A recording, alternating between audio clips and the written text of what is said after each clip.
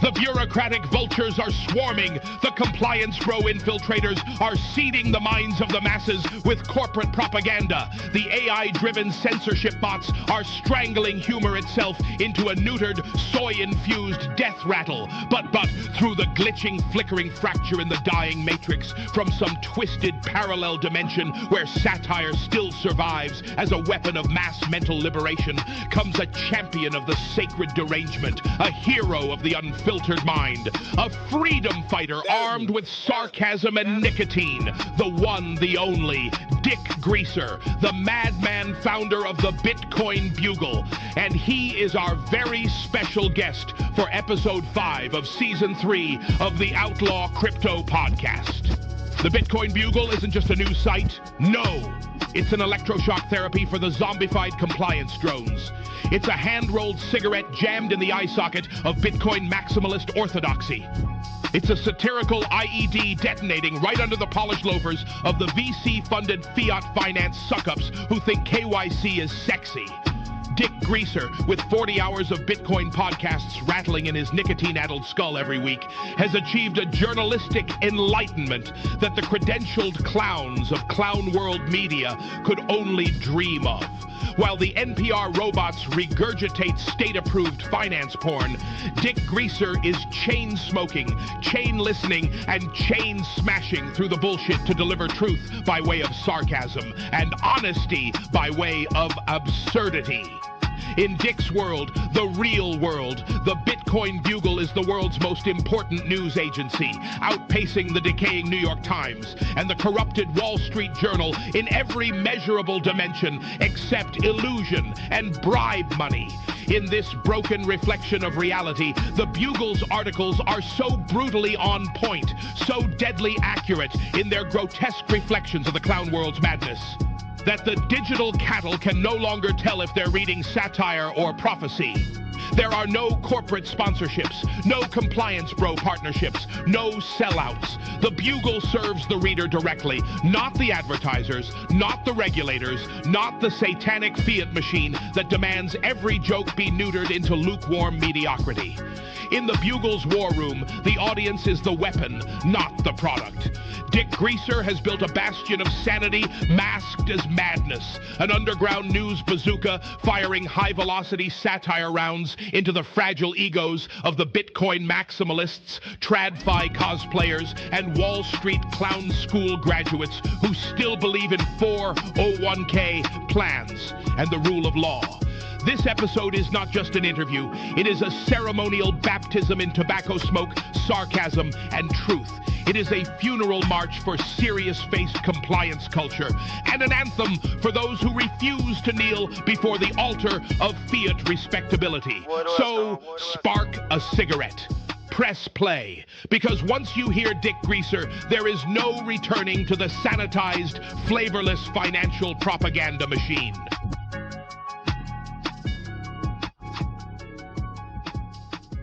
Welcome back to the Outlaw Crypto Podcast. I'm your host, Paranoia Machinery, and this is a podcasting 2.0 podcast, which operates off the value for value principle, which means we are listener supported. You can support the podcast through the Fountain app or any podcasting 2.0 app by streaming sats, boosting sats, or you can donate with XMR chat and a variety of privacy coins, which are listed in the description. Today, I am very, very happy to have, for the first time ever, a prestigious news organization representative here. I have Richard Greaser from the Bitcoin Bugle. Richard, how are you? Oh, doing swell. How's it going? Doing pretty good, man. This is the first time I've ever had a serious journalist like yourself on the show. Yeah, there's not very many in this kind of ecosystem. There's a lot of people that pretend to be, like the Forbes crypto people. They think they're journalists, but they're not very serious, in my opinion. And then there's that retarded Laura Shin lady. Yeah, she's kind of retarded. Let's see, who else? I think Mark Goodwin's pretty good. Mark Goodwin's good. I would say Lola Leitz is pretty good. Yeah, Lola Leitz is hot too. She hotter than Lynn Alden? No, nobody's hotter than Lynn Alden. Uh, so yeah, man, like tell us about the Bitcoin Bugle. You guys seem to be leading the Bitcoin journalism space. Yeah, we're a media organization. I got really frustrated, the entire media apparatus. I've been saying this for years and people weren't really believing me, and then all of a sudden Elon and his Zoomer brigade with the broccoli haircuts started going in and auditing the feds, and who knows what's true, but all the USAID stuff started coming out and it kind of vindicated me, but I was frustrated because I knew the entire media apparatus was controlled by the CIA. And the CIA sucks.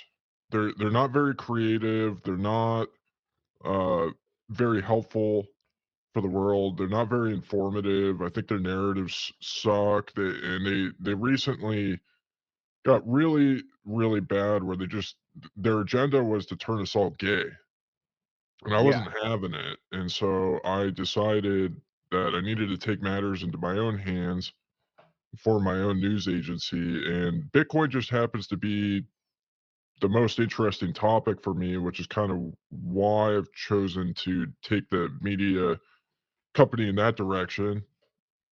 If you're not paying attention to Bitcoin right now, then I don't even know what you're paying attention to. I'm There's no, paying attention to Monero more than Bitcoin, but I do pay attention to Bitcoin still. yeah, well, that's okay. Yeah. I won't knock people for being too into Monero. I'm not particularly too into it to myself, but I don't see anything wrong with being into Monero. Well, thank you for that. Would you say that the CIA over the last 20 years has like become a lot more incompetent? Like, I feel like they were way better at like killing people and overthrowing governments and planting false narratives. And now, I don't know if like the old guys retired and they just have a bunch of like new people that suck at their jobs, but I feel like they're a lot less competent than they were like 20 years ago. Well, I think it's important not to underestimate the CIA, and it's these intelligence agents. Like I use the CIA as kind of like a catch-all. Yeah. It's it's a lot bigger than that, and I think they kind of want you to be confused on what they're doing and who they are. I wouldn't say they've gotten less competent. I think they've gone increasingly more destructive, but yeah, we can't underestimate these guys. That's for sure. I think like for example, like they finally overthrew Syria. That was a pretty big accomplishment. Yeah, And yeah, they've been trying to do that for a long time. So, yeah, I would agree with you there. yeah, props to them for finally doing it. But yeah, I mean, there was kind of like the old school CIA, which was a lot cooler than it is now. Like back when Dulles was involved with it, which uh,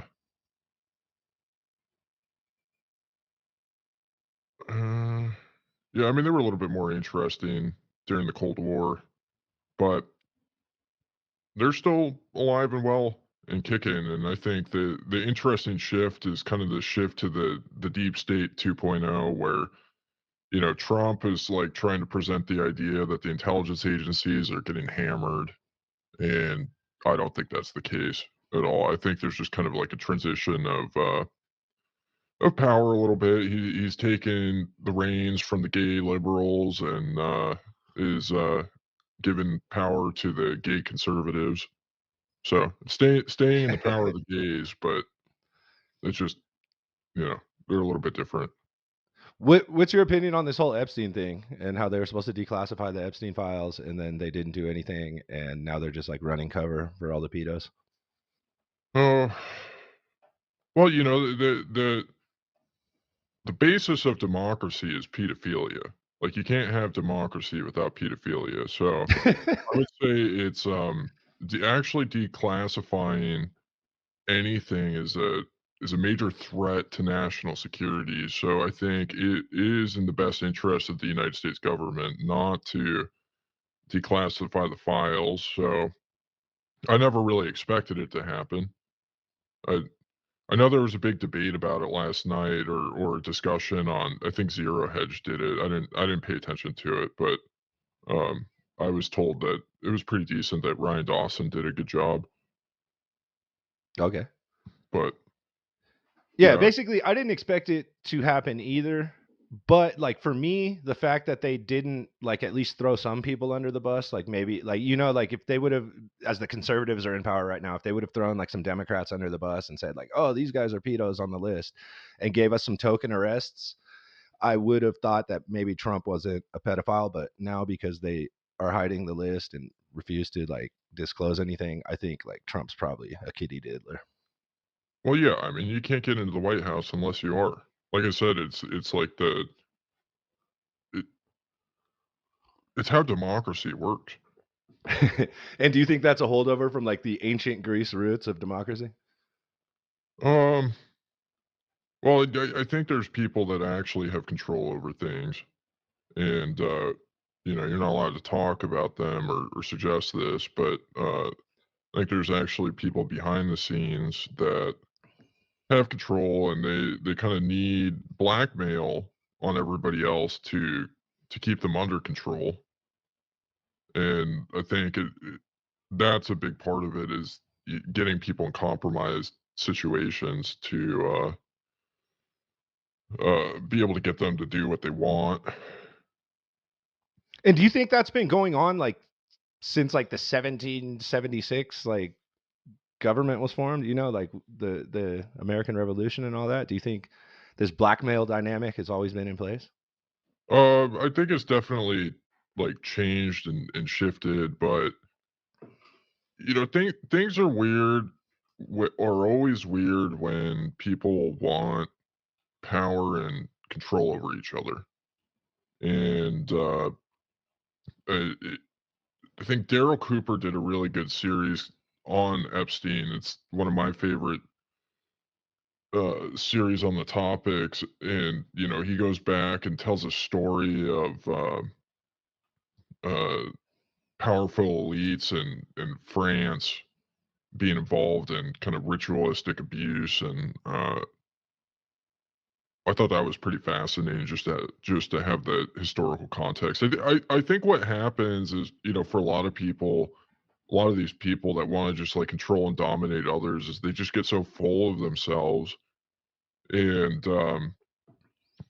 and think of themselves as invincible, and they truly are parasitic individuals on our society that feed off of stealing energy from others, and I think they get off on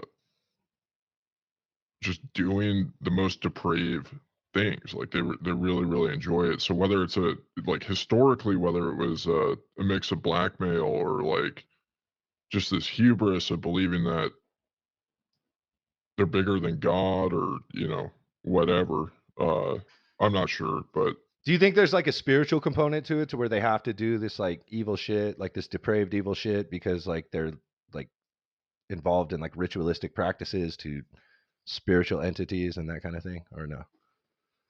I think it's totally in the realm of possibility. I think it's hard to know for sure, and part of the reason, like, I think they think it's spiritual, uh, and there's a lot of documented cases of these types of individuals interacting with the occult in various ways. Like I did a thread on astrology. I don't necessarily think astrology is necessarily, you know, good or bad, but I do think these people put a lot of weight into it, which is kind of stepping into the realm of the esoteric, but that's just the tip of the iceberg for the type of stuff that they're involved in.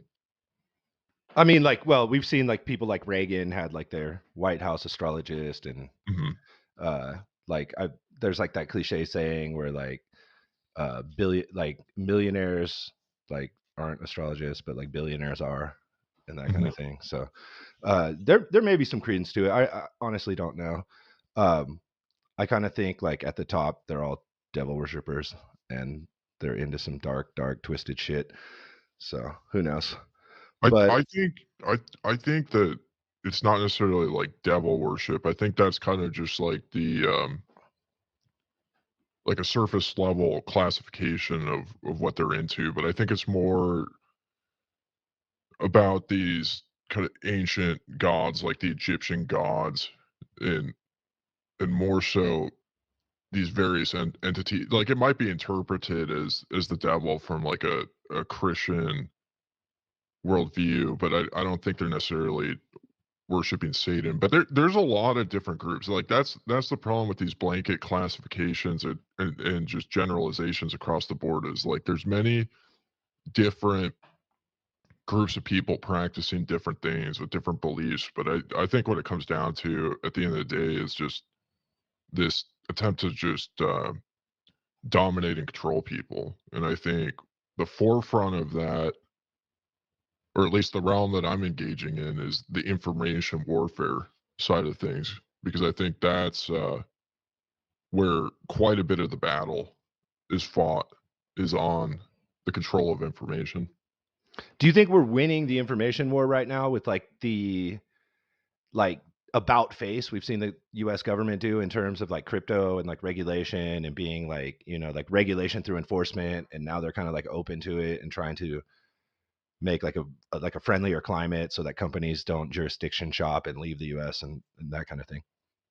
Well, I don't really like to think of things in the term of like we, because I see it as individual. So I think the question is like, where are you at as an individual in all of this? Like, are you becoming freer as a result of Bitcoin or Monero or Pirate Coin or whatever you're engaging in? And there's a lot of people that are not becoming freer as a result of Bitcoin. And then there are a lot of people that are becoming freer as a result of Bitcoin. But I think it's kind of a matter of you as an individual. And like that's kind of one of my goals of the Bugle is to encourage this individualist thinking. And I think where we get into trouble is when people start thinking as collectivists, because it's just so easy to dismantle things when you kind of get into these collectivist centered movements of like this is like the narrative to champion. And we've seen it over and over and over. And the like I don't know, I just don't really fit into any group, which I think is part of the reason why I think the way that I did. And I never really have. I've just always been Richard Greaser, uh kind of an ungovernable misfit. I don't want to follow the rules just because you tell me that like this is the right thing. Like I want to think about things a little bit more. So like the we, I don't really know. I don't think we can win, with that framework, because we're not going to convince a bunch of retarded people not to be retarded. Like they That's a insist good on point. being retarded.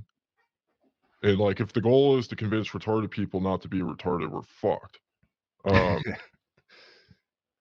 but yeah, I mean it's just like for you and your listeners, like are you guys winning? Is your life becoming significantly better as a result of this stuff? Do you feel better about yourself? Do you feel more secure?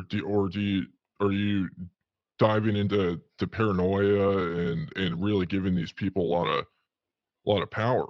And I think that's one of the challenges, and it's like one of the great things of being able to just like say like fuck you, I'm gonna make memes and have a great time. I'm just gonna stick my middle finger up, say fuck you, and I'm gonna enjoy my life. I'm gonna sit here, I'm gonna smoke cigarettes and read Ayn Rand.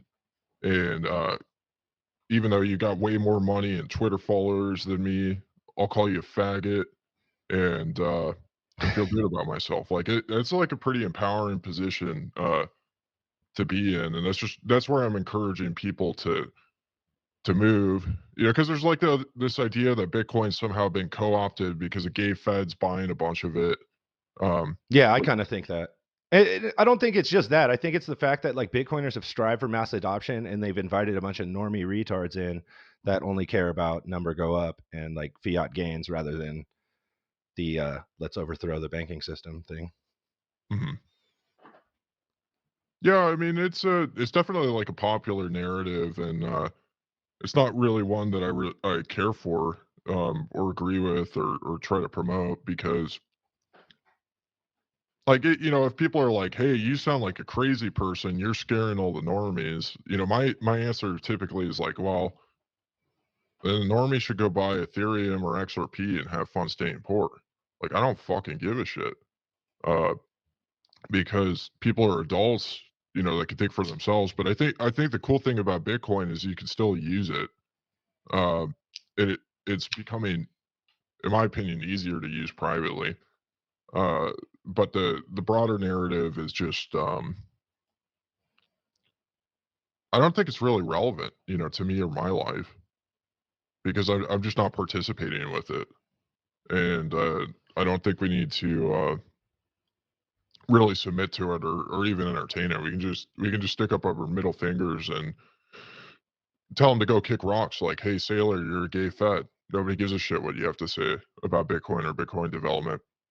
Like, go have fun having, butt sex in Langley. We don't care.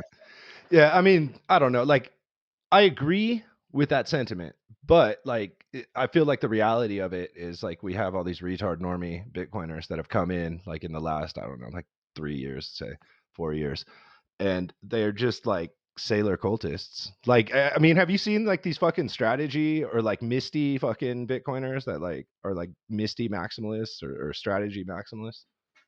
Oh, yeah, totally. Like that shit is I completely just fucking retarded. Yeah, but I just I don't even give him any credence because, like, it all kinda depends on how you're forming your opinion on what the actual consensus is, and if you're forming your consensus based on Twitter, there's no way to determine whether the accounts you're looking at are even real or who they're employed on by, or like the information channels are just so thoroughly manipulated and controlled, and all these platforms are there for a reason. Like, I think there's two reasons to be on Twitter. One is you're selling a product, or two, you're engaging in information warfare and trying to counter a narrative of some sort or propagate a narrative. But if you're like forming consensus, because like, I mean, this is something I've learned through the years of like being on the ground, interviewing people, like practicing journalism. You go out there and you talk to a lot of these people that are using Bitcoin, and most of them aren't on Twitter. And a lot of them have never been to a conference, which just kind of showed to me that Twitter and these other platforms are not really a good way to gauge what's actually happening. And I think one of the Bugle's roles is to operate as like a morale booster for people that actually have their brains turned on. And I don't think there's a lot of them that have their brains turned on, but I think the ones that are incredibly, incredibly dangerous to the system. And one of the worst things that you could do to the people with their brains turned on is to make them feel really shitty about themselves and isolated. And I saw this in the U.S. during the COVID lockdowns. Is pretty early on when I kind of got my bearings of like how retarded it was. I thought I was like the only person that thought I was retarded, and that was one thing that they were really, really good at, was isolating everybody from each other. They couldn't talk to each other in person. They couldn't actually form any real consensus, and the only way that they could actually like determine what was real was from social media platforms and news agencies. So the news agencies were controlled by the CIA, and the social media platforms were controlled by the CIA. And there And the was just like, censorship was like in fucking overdrive too. That was yeah, another thing where they like yeah, totally controlled what people got to see. yeah. It did a number on people that were rational and actually thought for themselves. Like it was very, very damaging psychologically to many of us. And I think the lesson from that is like we just can't trust these systems to inform us of like what's real and what's happening. In many ways, we're the ones responsible for determining what is real, you know, because we're the ones taking action. And I think where a lot of people get lost is they sit in the sidelines and pontificate on how things should be and don't really practice how, like, this is where I get frustrated with Bitcoiners is like, you know, you could have all of your opinions on, you know, the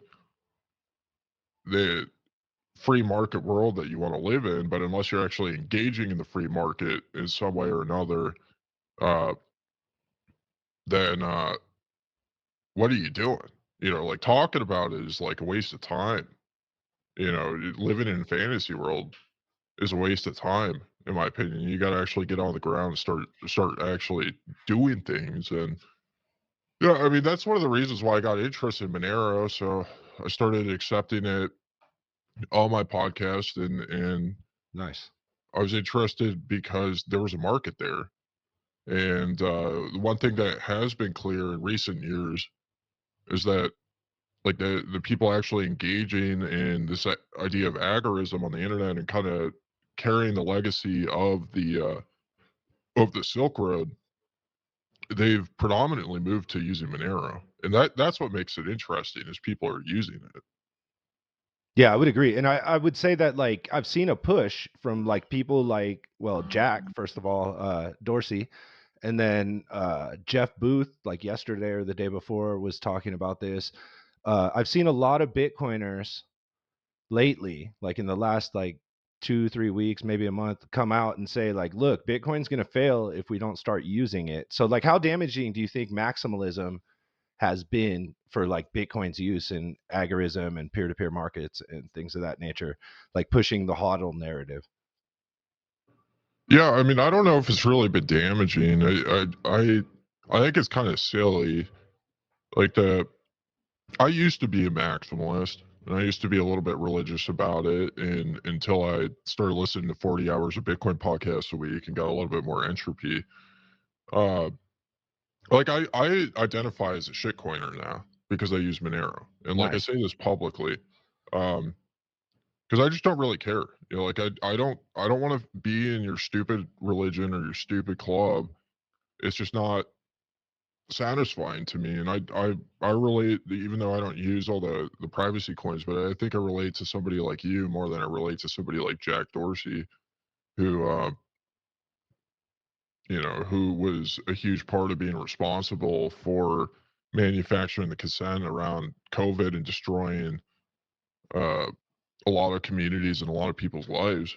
And yeah, as far as like the hodl narrative and Bitcoin maximalism, my whole thought on it is I think a lot of it's been propagated by companies like Swan Bitcoin, and they do it as like a marketing strategy because they have a shitty product. Well, I mean, it's like a mediocre product. Like I wouldn't say it's a bad product. Like they deliver what they're selling, but it's really not that different from what everybody else has, like what Coinbase has, what um all these other platforms that sell Bitcoin using KYC. It's like the same exact thing, but they differentiate themselves through identity politics.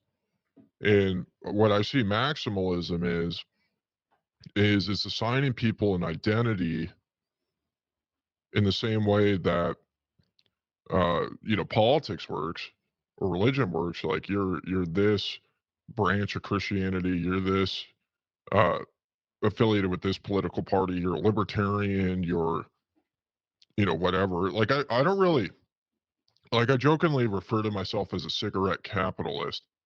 You know, when people ask me my political pronouns. Uh but I just like reject that all of that thinking because like I'm an individual who uses their own brain. I'm not a part of your group. And I think like these people that have determined that the greatest threat to Bitcoin is Ethereum and XRP are very, very short-sighted. They're very, very short-sighted because I I kind of reject the idea of like these great threats to Bitcoin. I think there are threats to Bitcoin that could cause it to fail, but I think, it's really about you determining what's the threat to you yourself. And I think like the greatest threat is not Ethereum and Vitalik. Like you look at Vitalik and man, if you think that guy's a threat to you, I don't know what you're thinking. But uh uh I think people need to be a little bit more centered in their thinking and think a little bit critically. There's all these people running around that have just absolutely devastated people's savings and ability to make money. The tax system is insane. The criminal justice system is insane.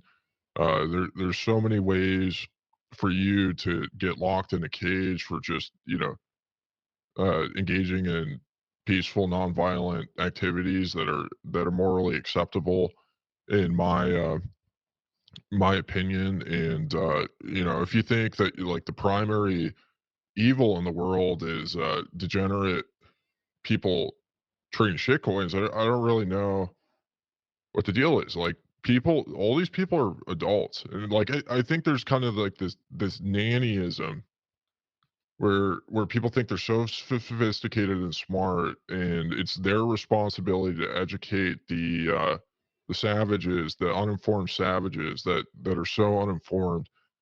And I think that attitude, like when you treat people like they're retarded, in the sense of like it's very like I think the right way to treat retarded people is to make fun of them and make memes about how stupid they are, and then they can suffer from their consequences. There's kind of like this free market um of consequences for your decisions. And Mhm. at the end of the day, you have to allow people to sabotage themselves. And I just don't know why, Corey Clipston and Swan Bitcoin hasn't taken a hard stance against sports gambling, which is like a major trend that is growing in the United States. Like, there's way more people sports gambling than there are shitcoining, but it's like literally the same exact thing. I don't see any difference between speculating on uh, Rocket and somebody, betting on, some sports ball team beating the other sports ball team. It's like the same exact thing. But I think kind of what's damaging for using Bitcoin as this kind of underlies a lot of the maximalism philosophy, which I think has set us back, is this embrace of compliance. Yeah, that And shit's super gay. yeah, Yeah, and I would agree that meme coins are similar to gambling. I would say that like Pump.fun is the same as like Caesar's Palace, uh, in terms of like what you're actually doing with your money. I'm a paranoid conspiracy theorist, and I would say that I'm kind of like a crypto anarchist. So like I believe like gambling is a victimless crime, and you should be able to gamble and lose all your money if you want. I personally don't have a problem with meme coins. I wouldn't like put my money in them, but if they exist, more power to you. With the compliance thing, like yeah, like the fact that like services like Swan, which KYC you in order to get your Bitcoin, are like one of the more popular like options, or like everybody that uses Bitcoin, like 85 to 90% of them got their Bitcoin from like Coinbase or another regulated exchange, which they KYC'd to, is like way more damaging to Bitcoin as a tool for freedom than like meme coins are. And also like I believe like if Bitcoin can be attacked, like you should attack it. Like if we're gonna have like you know unstoppable like peer-to-peer money, it needs to go through a stress test. If you find a way to attack Bitcoin, like as a Bitcoiner, you should attack Bitcoin to make it more resilient and to make people like motivated enough to solve that problem. And if XRP can destroy Bitcoin, then Bitcoin deserves to be destroyed. And same, for Ethereum. yeah, I like that perspective. I think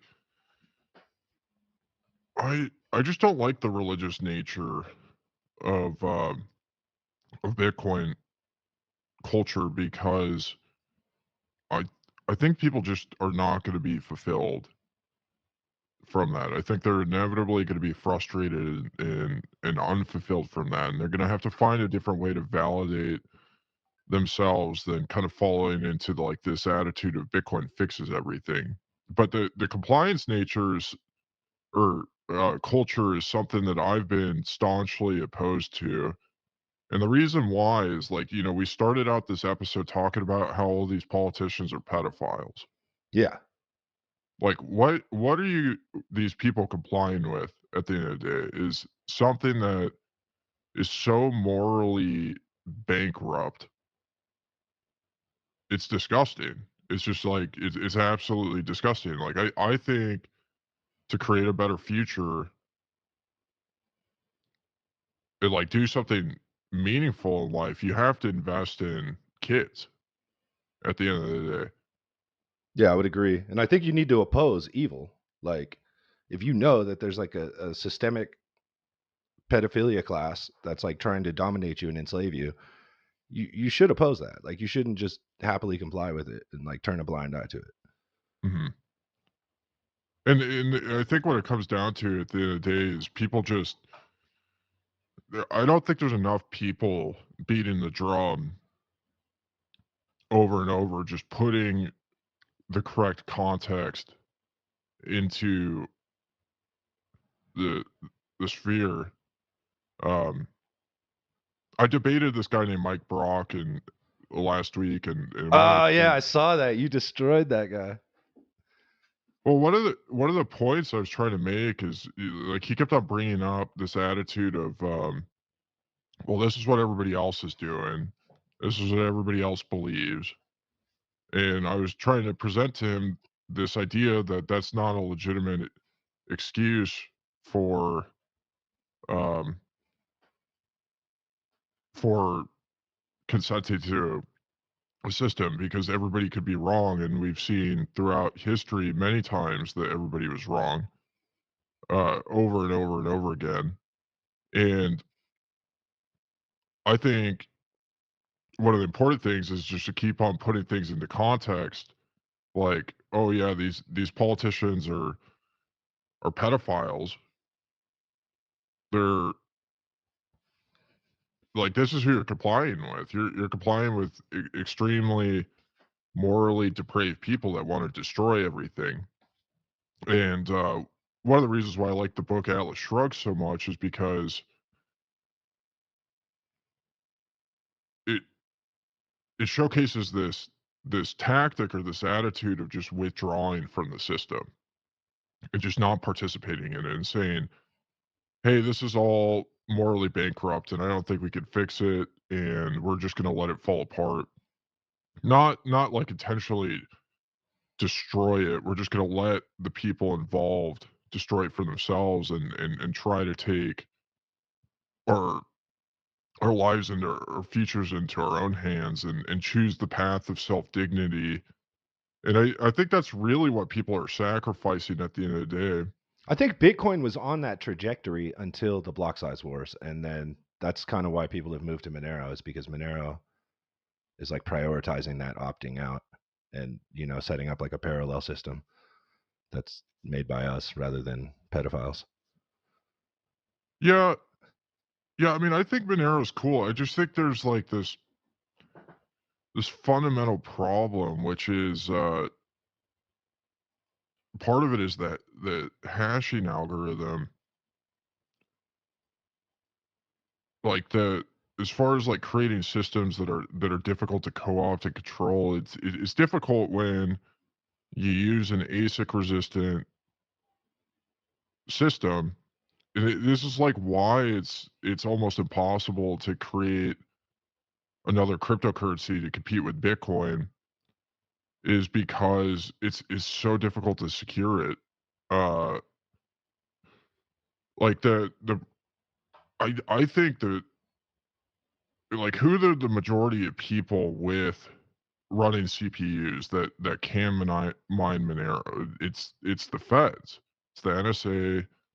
It's the feds that run these giant data centers. Now, it's cool that that doesn't necessarily mean it's inherently bad or a system that you shouldn't use, but there's risk associated with it that makes it hard to build an entire world on top of as an alternate system.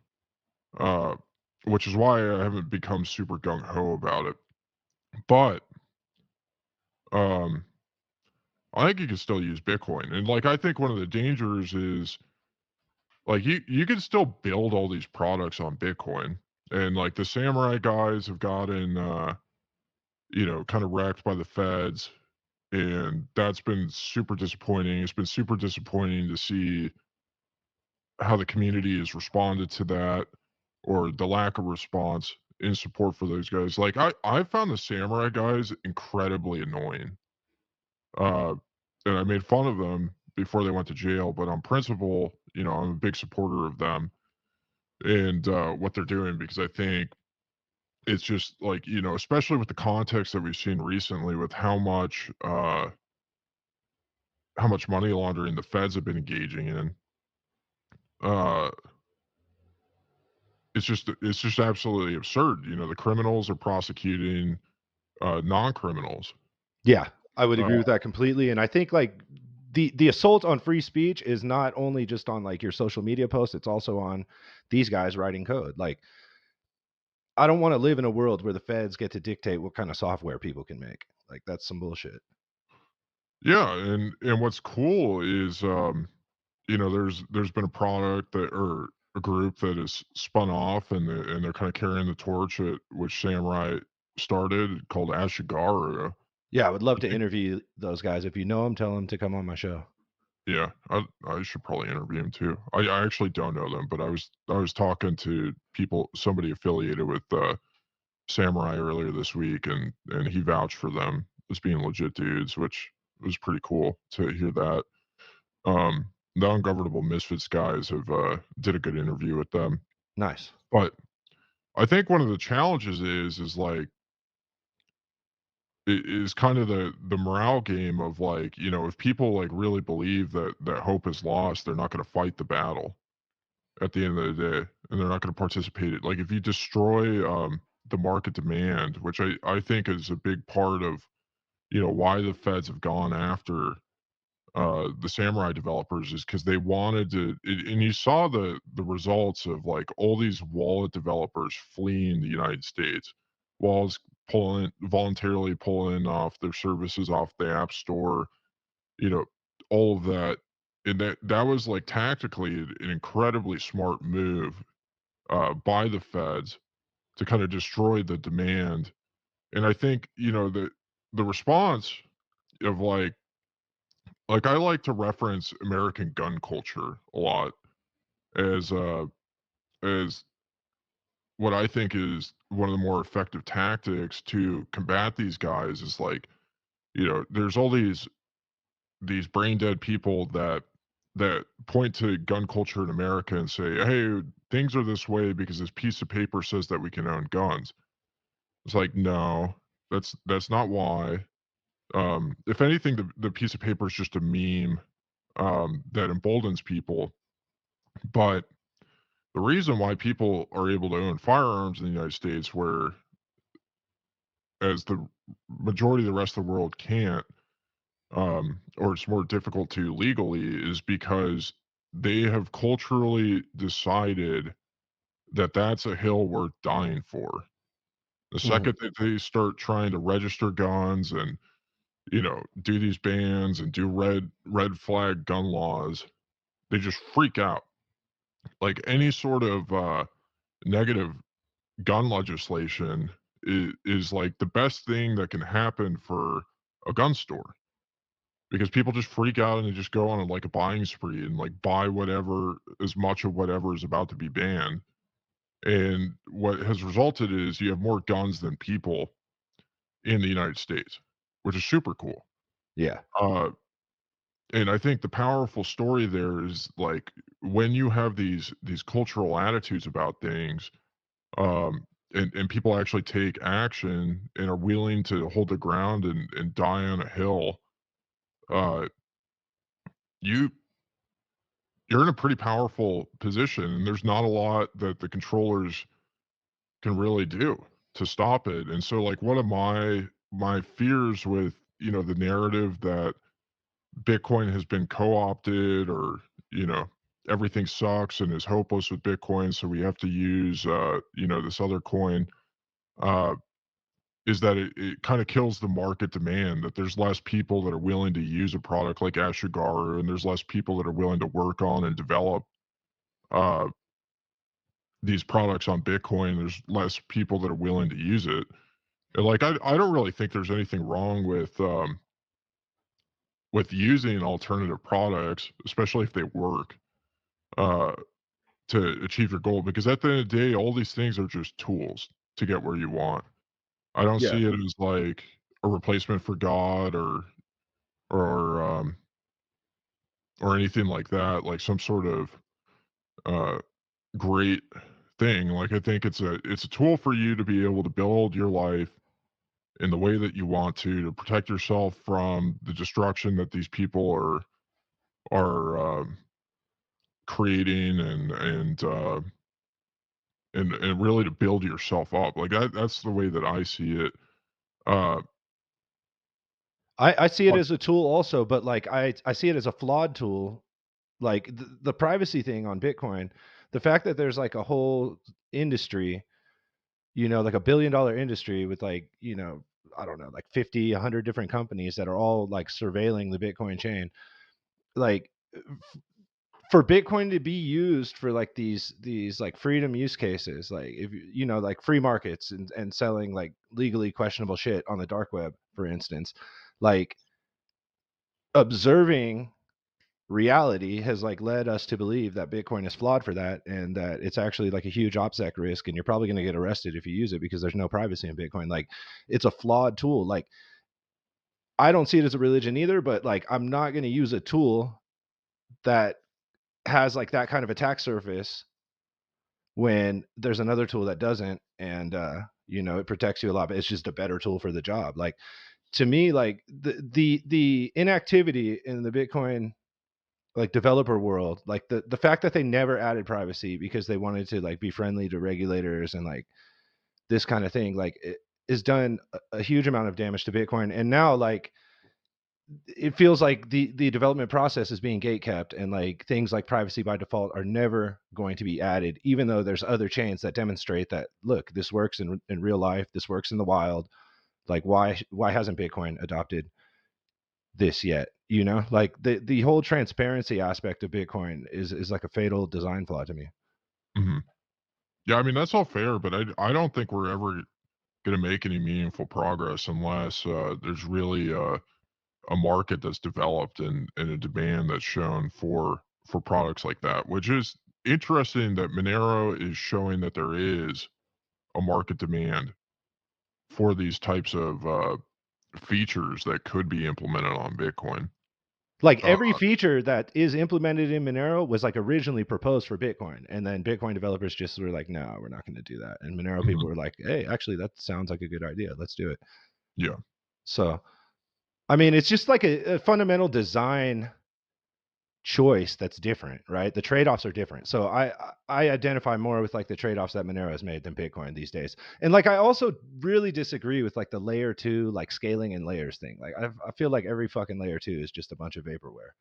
Like whether it be Lightning or Arc, or like these side chains like Liquid, or even like in the Ethereum world, like the roll-ups, like they're all like they have admin keys, like they're really centralized and they pretend to be decentralized. So like I I'm not convinced that scaling and layers is the way to go. Mhm. That's fair. Yeah, I mean, I'm a daily Lightning user, and as a daily Lightning user, I can confirm the UX sucks. Yeah, do you run your own node and stuff? Mhm. Yeah, see, I did that for like years, and then I just got sick of fucking dealing with it, and I just stopped. And now, like, if I use Lightning, I'll use like Blink Wallet or whatever. But it is what it is. Yeah, I mean, what's cool is, so, like, I mean, I just have not done a ton of research on Monero like I'd like to. Like I've been kind of excited listening to Ungovernable Misfits' new show with Seth for Privacy talking about Monero, uh, just because it gives me a little bit more, information. I bought the Monero standard book, and I just it just ground my gears. I couldn't. Really? Let's talk about that. Why? Well, when I haven't so read it like yet. I skipped like the whole monetary history thing because I was like, okay, I've read like 100,000 Bitcoin books, talking about the subject, and I just don't want to hear about it again. So I skipped to the part where it's talking about Monero, and the author of the book got to the part where just like in the first like couple pages of the episode talk or sorry, the chapter talking about Monero, and kind of how it works. And he said one of the core features of it is that it's revolutionary. I was like, That's not a feature. That's just like opinion. Um, like this is retarded." But so that's about as far as I got with it. I should probably give it another shot, but it's just I thought it was kind of showcasing a lot of the same like attitudes that I struggle with Bitcoin maximalism. Um, but yeah. Anyway, so I got onboarded with Cake Wallet. I'm not running my own Monero node, so I just don't really have a lot of confidence that it's actually private or as private as it could be. And if the market shows that it's really like a viable way for me to earn income, that's what I was testing. Is if users or listeners to my podcast would because like Ungovernable Misfit said that they oftentimes get more Monero boosts on XMR chat than Bitcoin boosts on Fountain. And I that do too, to be Yeah. honest. I get a lot more XMR chats than I do Fountain boosts or streaming sats. Yeah, I mean that's what really interested me. It got me interested in using it, and I've yet to see that, but I think a big part of that is they just haven't really pushed for it. It's just kind of like a passive thing Yeah. happening. But that was interesting to me, and like my experience with Monero right off the offset was pretty good. Uh, it's like incredibly easy to use, as far as I could tell on the chain. Uh, Cheap to send transactions, relatively quick. Like the way that Cake Wallet, I don't know if this is how all Monero wallets work. Um, is uh it takes a while to sync. So like if I haven't checked my wallet balance in a little bit, it might take a few minutes for it to sync to be able to send a transaction, which is kind of annoying, but it's not really that Yeah, all problematic. Monero wallets are like that, but like the new version of Cake Wallet that just came out, they just like did a background sync Mhm. feature. So you Oh, can like turn the wallet on, like open the wallet and then it'll like start syncing and then it'll just like stay synced in the background. Like there's like a daemon or something, I guess that it makes it so like once it's synced, like it resyncs like very, very quickly. that's pretty cool.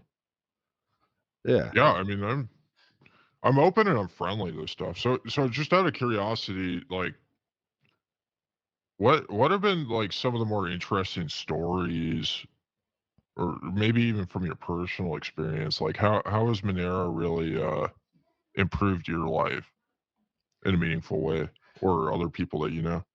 I mean, like, first of all, I've been able to like transact outside of the system without KYCing pretty much.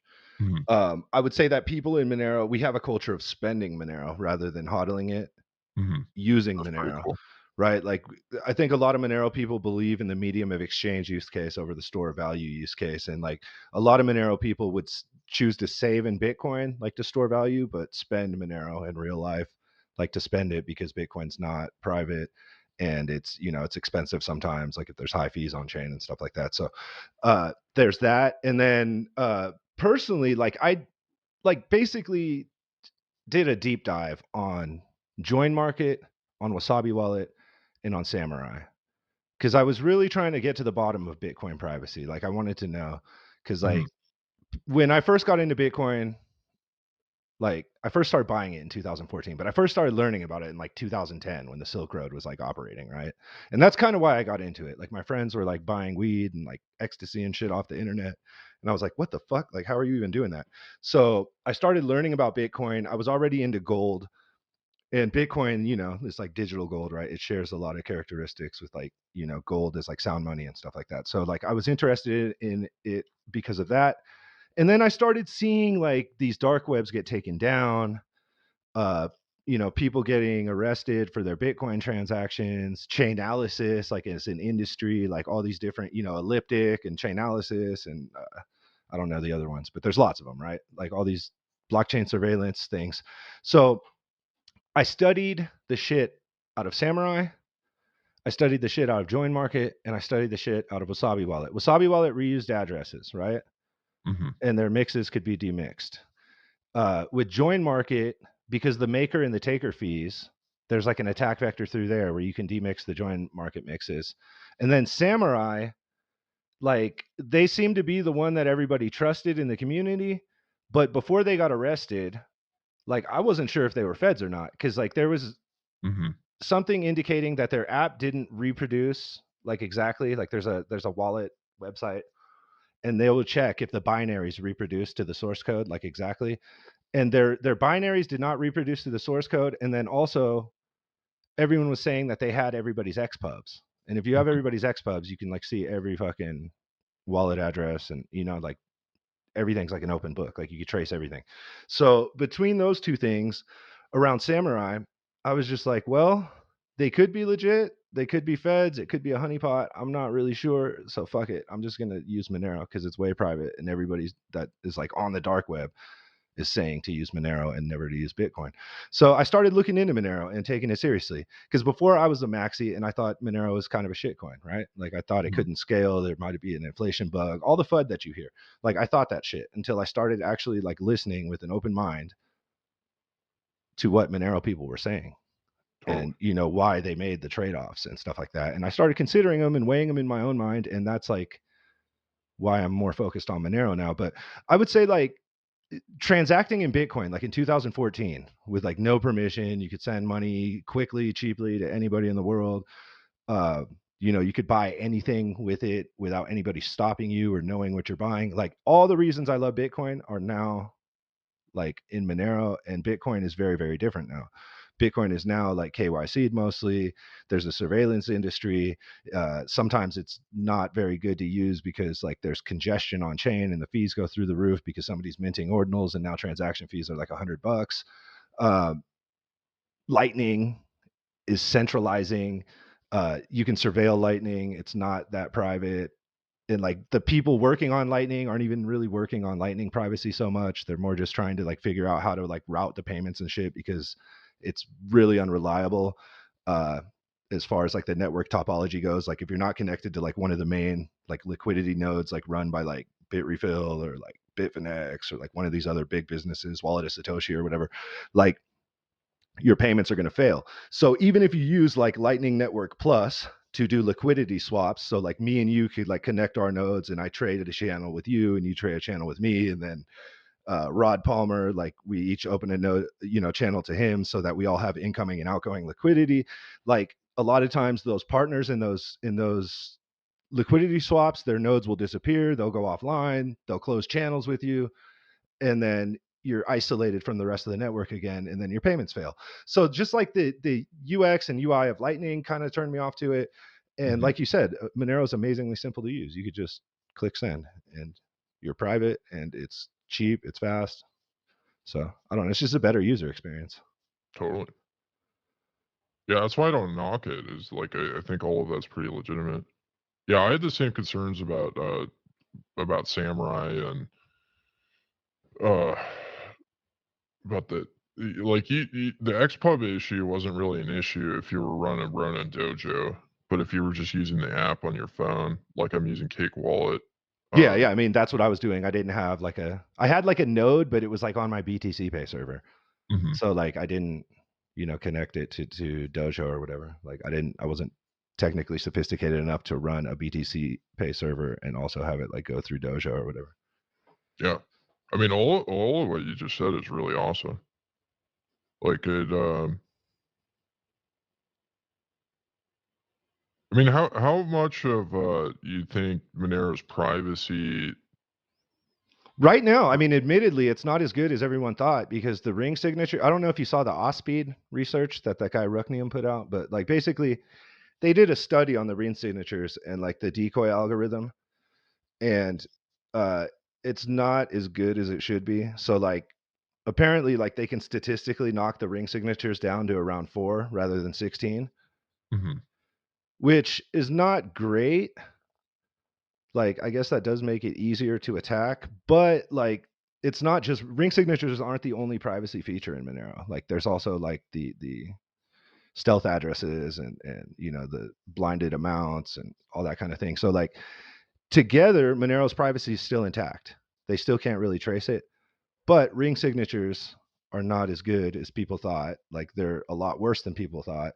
There's a fix for OSPeed which they put in the report. And I don't know if we're gonna like actually as a community like fork it in to the protocol or not, because there's also the full chain membership proofs upgrade, which is already like in development. So when that happens, basically the ring signatures will go from 16 transactions to like every single transaction on chain in the whole history of Monero, right? So the privacy will dramatically improve. So I don't know if they want to, if the developers have gotten an agreement or consensus around like, should we do this short-term fix until full chain membership proofs? Like, should we do this off-speed fix and improve the ring signatures? Or should we just say fuck it and wait because full chain membership proofs are coming and it's not even going to be an issue anymore? So admittedly, it's not as private as we thought, but it's still more private than anything else. Mhm. And that, Yeah. I mean, like Zcash's privacy is better, but nobody actually uses like the private transactions, right? Like Zcash's encryption is similar to like full chain membership proofs. Mhm. Like Zcash, like if you do like a shielded transaction, like your anonymity set for the shielded transaction would be like every transaction on the chain that's private, I guess. Mhm. But since only like, a few people use the shielded transactions, there's not really a big crowd to hide in, right? Well, I think one of the dangers with a lot of these privacy coins isn't even necessarily like the blockchain transaction history, but the doing things like leaking IP addresses through your wallets and stuff like that, right? Yeah. Or even the services you use, like if you're using some sort of exchange to go in and out of Bitcoin. I know that's how some people have been caught. Is they leak their IP addresses to that third party that they're exchanging in and out of Bitcoin and Monero.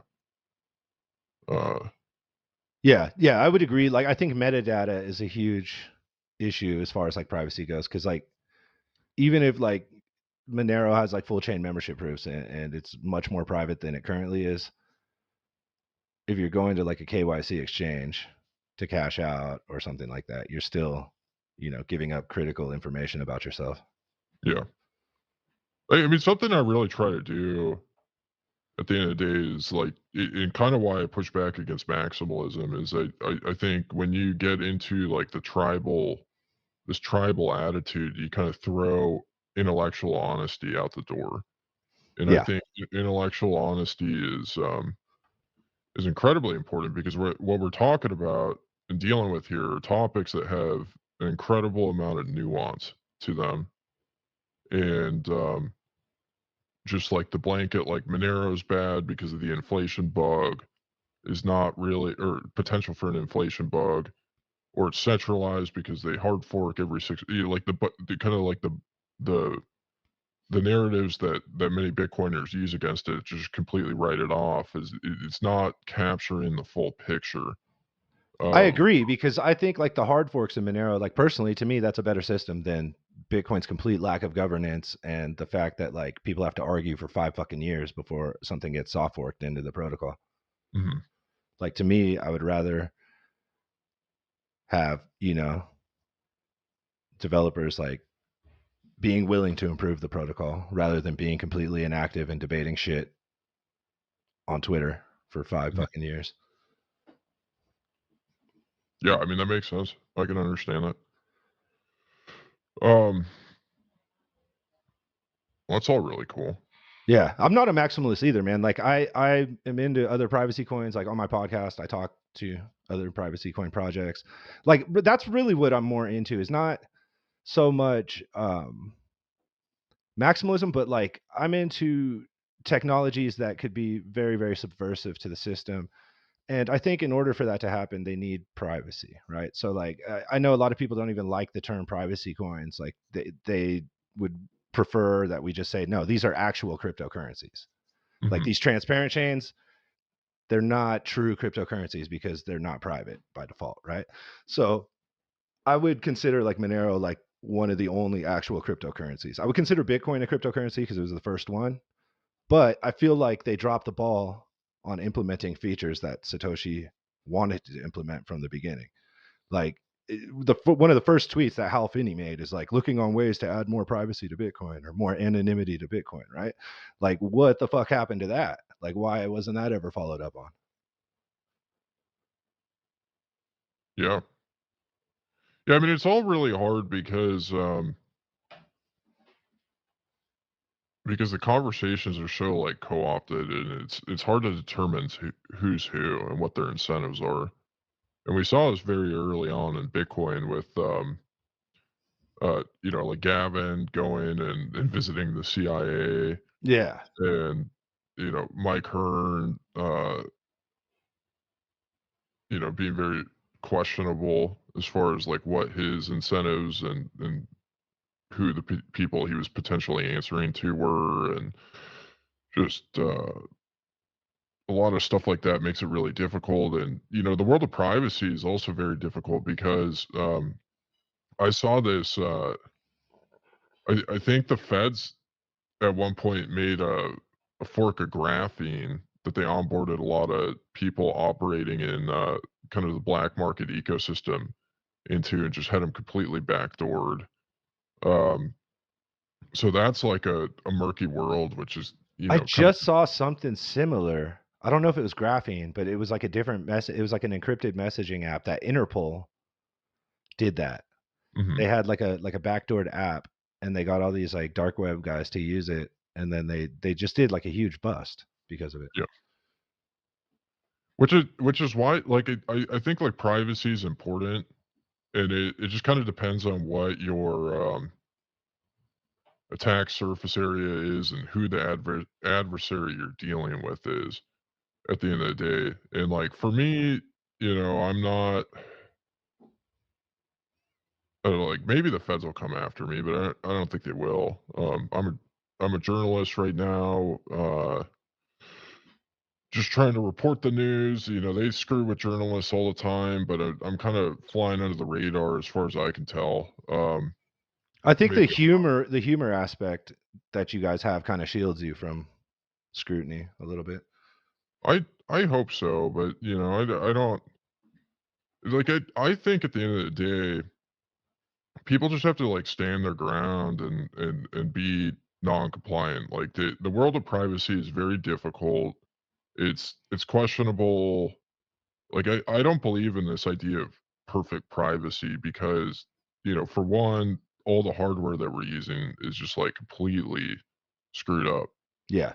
Um, And then so privacy is always changing. Like that's yeah, another thing why I like the hard fork system in Monero where there's like regular hard forks is because we need to keep evolving in order to maintain our edge. Like the adversaries are constantly improving, so we got to constantly improve as well.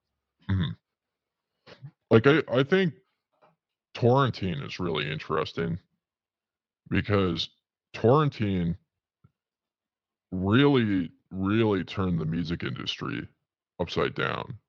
An industry that was just kinda, like, gatekeeping and not really providing a whole lot of value, like, these labels that were just have been charging royalties on songs like back in the day when the only way to get digital music was to pay like $1 per song on iTunes. That was kind of stupid. And these all these services came out, and they were really popular because they were really easy to use. And there's like some problems, like everybody got viruses on their computer from like LimeWire and things like that. Uh, but they tried to enforce it and really got nowhere. They every once in a while they'd catch some guy and they'd plaster him to a wall as like trying to make an example, but then people just kept on doing it, and then all of a sudden you had services like Spotify come out, and like the entire market shifted. The same thing happened with the streaming services, where the market had to shift to uh, where the demand was, and like when the cost got too high. Um,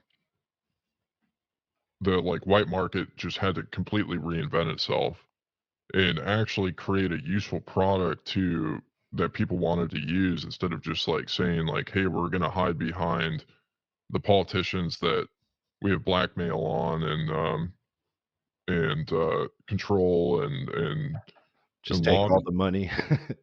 Yeah. And so I think those are kind of cool stories of like how to create meaningful change. And, you look at, like, Dennis Porter, I think he's a hero in my opinion. Really? Yeah, he's cured erectile dysfunction. Like, um, but I think the one thing that he's wrong on all the time is, like, he kinda credits marijuana becoming legalized in many states to lobbyists, and I think the reality is, like, people just kept on smoking weed even though it was illegal, and, they I were would going agree with that. I would agree with that. You know why? Because I lived in California when, they tried to legalize it, like, I don't know, like in 2000 something, like 8, 10, somewhere around there. And, the growers themselves were, like, against the legalization because they didn't want, like, the corporations to come in and basically put them all out of business, which is what has happened in California now. Mhm, Like, like the humble, like, hippie families, that were there from the '60s growing weed no longer are profitable. Like, now it's just, like, big, giant fucking businesses that are, growing huge amounts and huge, farms and greenhouses and shit. But I remember, like, the weed dealers themselves, like, the guys that were growing the weed were, like, printing their own fucking, like, propaganda up and, like, giving it to their customers and being like, "Yo, vote no on this, vote no on this, vote no on this." They wanted it to maintain illegal so that they could keep, like, the artificially inflated black market price and keep control of the market. And that didn't turn out very well for them because now they're no longer in business because legalization put them out of business. But, like, it was not the growers that wanted legalization. The legalization happened exactly for what you said, that everybody just smoked all the time and didn't give a fuck. mhm. So Yeah, I that's a mean, very astute observation. they had to completely, change their systems, and like prohibition of alcohol is another example of this. And I think that's just like the playbook for individuals to actually like shift the world in the way that they want it, is like you don't have to wait around for permission to do what you're doing. Like, sure, you're assuming risk by being a non-compliant individual, but if you actually want the world to look the way that you want it to, you got to take a little bit of risk and stand up for it. It's not it's not coming for you. That's why I respect the Free. samurai guys so much. Like, after finding out that they weren't feds and, watching them go through their legal shit, the fact that they never bent the knee is very, very commendable. Totally.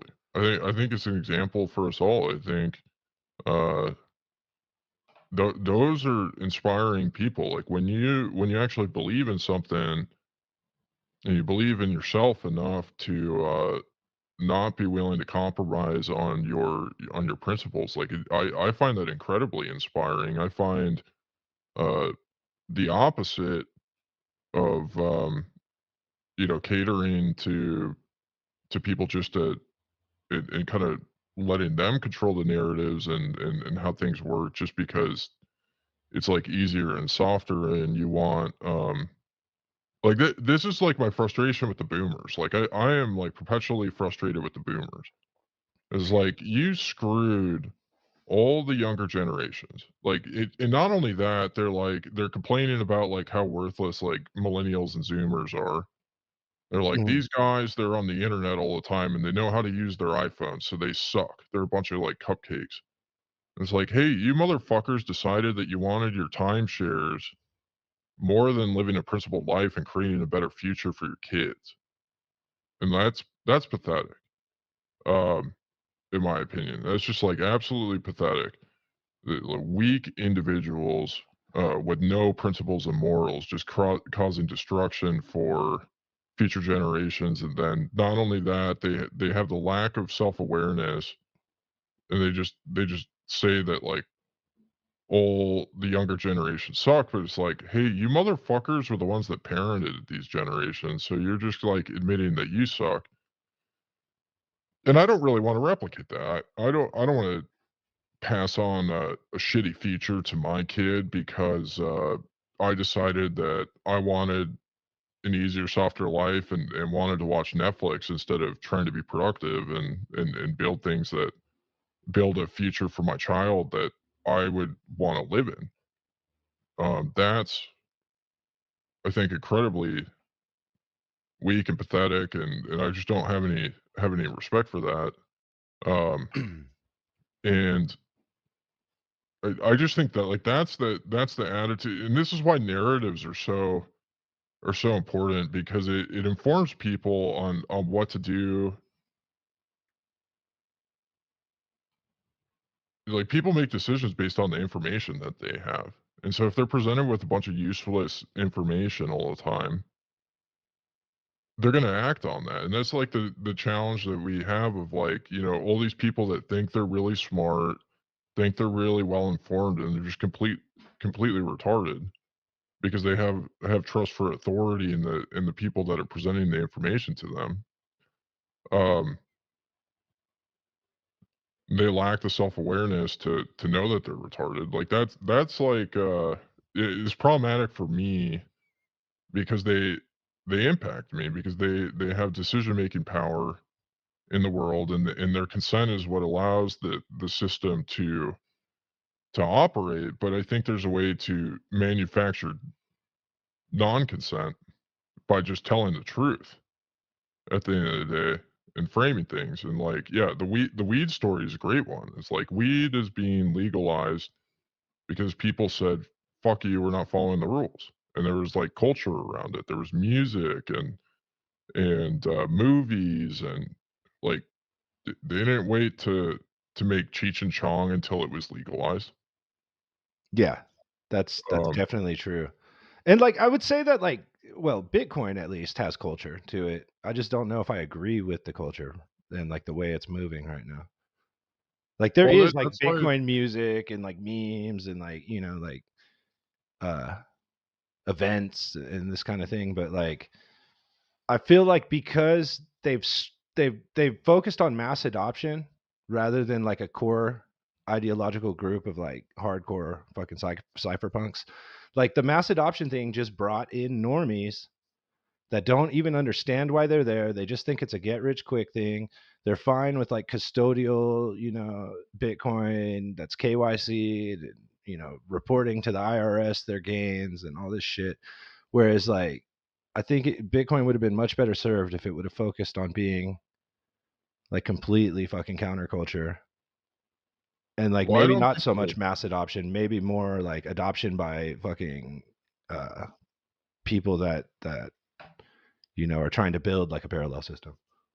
yeah, I mean, I don't think the battle's over. I don't think the battle's lost, and that's why I continue to engage with Bitcoin culture and like the things that I see as problematic. I try and address it, and I think there's a free market for memes, and I think my memes are better, I like and your memes. Your memes are good. yeah, I just don't think these people are that inspired, and I just don't like, they don't listen to 40 hours of Bitcoin podcasts a week, and they don't read Atlas Shrugged enough, and they don't smoke enough cigarettes.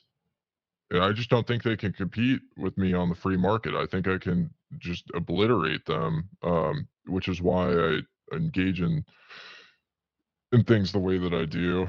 And I just don't think the battle's over. I buy my cigarettes not using KYC, and sometimes I use Monero, but most of the time I use Bitcoin, and it's not custodial Lightning. It's I get, like, I'm willing to wade in the bad UX, and I just don't think it's over. Like, I don't think it's over for Bitcoin. I I totally sympathize with the frustrations, because like, I use Bitcoin and I deal with those same frustrations. But like, all these retarded people championing compliance and telling you to engage with the pedophiles, like, fuck them. Yeah, I I don't agree. I like, agree. like, fuck them. Like, they don't have any control over my life. I'm not going to allow them to have control over my life. I'm not going to let them influence my thinking. I'm going to stick my middle finger up, call them a bunch of fags, and just like meme them to death. And uh it's fun. Like, I want to have fun with my life. I want to like, this is one of the things that one of the biggest mistakes I made during COVID was I stopped having fun. I gave these people way too much power over me.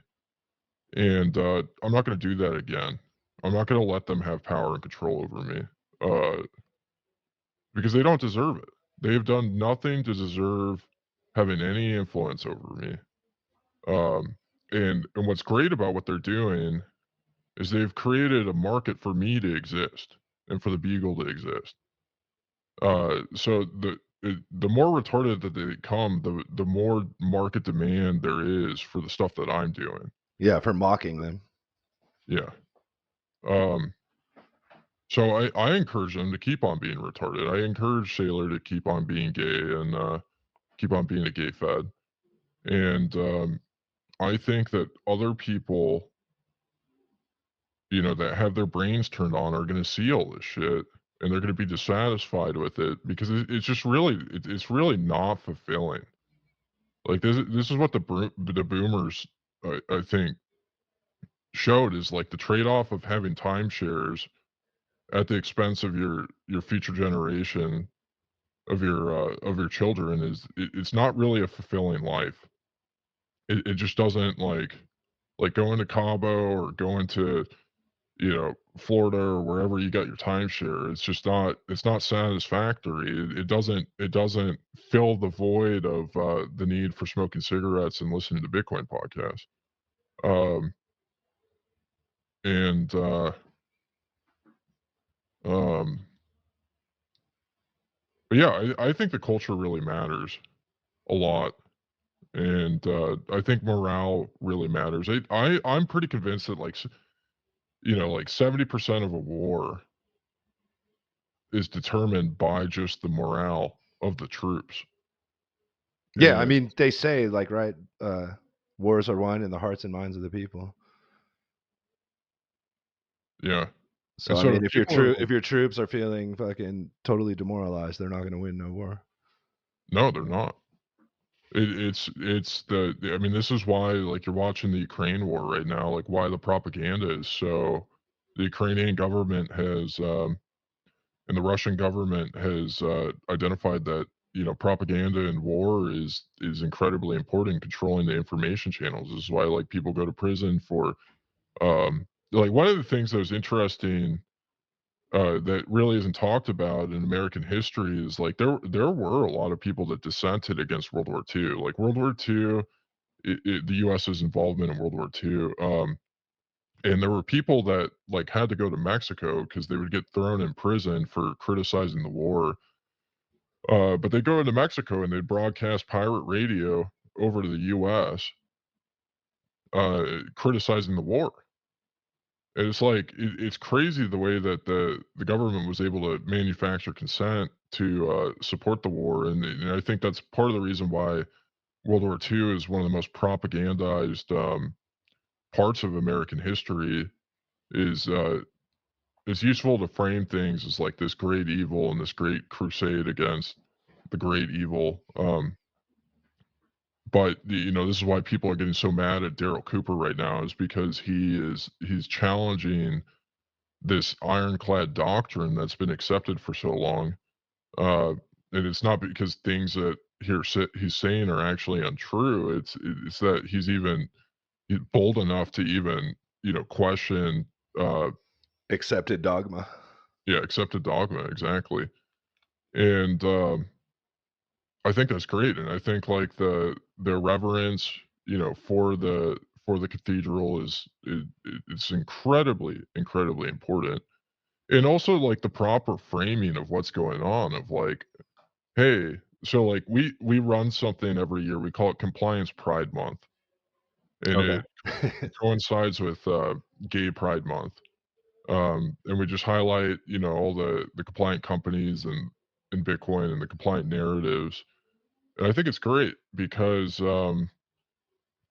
compliance is gay, and, um and why it's gay is because of who the people that these people are complying with, and just like the depraved nature of them. And like, I just like I think there's it's okay to comply in some circumstances, but like I just don't. I think if that's like the overarching narrative of like the only way that people know how to interact with Bitcoin, it's kind of problematic, and therefore it's worth making fun of because it's not the only way to interact with Bitcoin. And like this is one of the challenges with the controls over the narrative. Like so we have something called the PodConf industrial complex. Are you familiar with this? I've seen you meme about PodConf here and there. Was that you guys? So PodConf is our arch enemy. Okay. And I've seen some PodConf memes on Twitter, but I don't really follow it too much. yeah. So what PodConf is it's the shadow organization in the Bugle verse that that is seeking to control the narrative on compliance, and they believe that NGU is the only thing that matters, and that compliance is defiance. Uh, Okay, yeah, which that's the one I saw, the compliance is defiance meme that you put up. yeah, and so what they do is they essentially they control the narrative behind the scenes and make sure that everybody's focused on compliance so that the price goes up. And and the reason why they're our arch enemies is because that's just not reality. Like the price goes up when more people podcast about Bitcoin. But like there's a lot of people that are out there and they're kind of caught in the social trap of like the way that PodConf controls the narrative of like, they get in, they think the only way to buy Bitcoin or to interact with Bitcoin is to upload your government ID to some sort of app. And they Yeah. don't know that there's another way to interact with Bitcoin. That it's just like they're like, "Oh, this is how you do it." You use Cash App or you use Strike or you use Swan, and that's it. And that's because of Or PodConf and River. yeah, yeah, River. Um,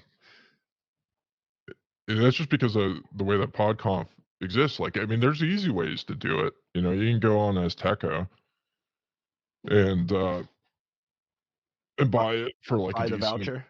yeah, buy a voucher. It's a little bit harder if you're trying to move large amounts of money around, but there's ways to do it if you get creative. Um, There's Bisq. there's Bisq. I've actually never used Bisq. Uh, Really? yeah, Wow. yeah. I don't know. I mean, I think like the way that I like to use Bitcoin is I've just built a lot of friendships with people over the years and move in and out. Through your friend Lots of group. my friends. Do you Yeah. use Vexel at all? I have never used Vexel, but I've heard it exists, and I think that guy's kind of cool. He sent me a video. One of the guys behind Vexel sent me a video for the my music video for the Marty Bent says this time is different music video. So that was pretty cool. I gotta check your music video out, especially if you're making fun of Marty Bent. I mean, I'm kind of a Luddite. You know what I mean? Yeah. And I used to be a lot more interested in tinkering with all these products and services back when I first got in. I think my first experience with trying to run Raspberry Blitz on a Raspberry Pi, Okay. having having had no Linux experience and getting in the command line. That must have been Um, fun. yeah, I wasted about 24 hours, literally, trying to do that. It was one of the most frustrating experiences, but, I mean, I think you can only do so much tinkering, and then you kinda get frustrated, and then you find something that works for you. You know what I mean? There's a Yeah. there's a lot of ways that you can go about things. There's a very, like, diverse set of products, and it the ecosystem is very broad, and, products and services which you can use. So, yeah, Vexel sounds cool. So Vexel's kinda is that like, It's an app that basically does exactly what you were just talking about with your friend group. Like like open your account on Vexel, and then it'll go through your contact list and add like other friends, that use the app, and mhm, then you guys can it will add like their friends too. So like basically if I wanted to buy Bitcoin from like your friend Rod Palmer, like I know he's your friend and me and you are cool and you vouch for him. So I know I can like basically pretty much trust him to go meet face to face and do like a P2P transaction without getting ripped off. that's dope. Yeah. It's actually super cool. And there's like a bunch of shit. Like there's a bunch of offers and stuff. Like people are not just like buying and selling Bitcoin. They're like selling goods and services for Bitcoin. So you can buy like fucking like eggs and honey and like I don't know, random products like that people want to sell. Mhm. So it's cool, man. There's a big community in Europe because I think the guys that made it are like based in Czechia or something like that, like in Prague. It's like Mhm. the slush pool like brains guys that made it, I think. And then it's like in every country, but like here where I live in Colombia, and like my Vexel community is very very small. But like in other places there's lots of people that use it, so I was just wondering if you use it because it kind of facilitates like peer to peer amongst friend groups. Yeah, I'm just kinda I don't know, I kinda have a paranoia about using a ton of products like that, and, which is why I'm not as, active at using them, but I think it's cool that that stuff exists, and it'd probably be good for me to do more research on it. I just haven't found, like, a real need for myself to do it.